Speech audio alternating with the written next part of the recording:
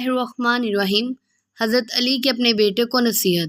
لوگوں کو برے کاموں سے روکنا اور اچھی باتوں کی نصیحت کرتے رہنا، لوگوں کے عیبوں پر چشم پوشی کرنا، غصے کو ضبط کرنے کی کوشش کرتے رہنا، ہمیشہ نماز کو وقت پر ادا کرنا، زکوٰۃ نہایت اہتمام سے باقاعدہ ادا کرنا، اللہ کے سوا کسی سے نہ ڈرنا، دنیا حاصل کرنے کی کوشش نہ کرنا، جو چیز تم سے چھین لی جائے اس کا غم نہ کرنا، ہمیشہ حق اور صداقت کو ملحوظ رکھنا،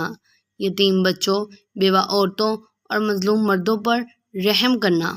ہر مظلوم کی حمایت کرنا اور ظالم کو ظلم سے روکنا، اپنی آخرت کی فکر کرنا اور احکام اسلام پر عمل پیرا رہنا، اپنے رشتہ داروں سے حسن سلوک سے پیش آنا، پڑوسیوں سے اچھا سلوک کرنا، کبھی فحش کلمات منہ سے نہ نکالنا،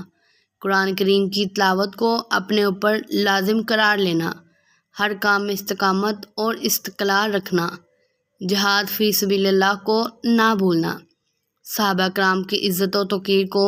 قائم رکھنا، غلاموں کے حق پورے ادا کرنا،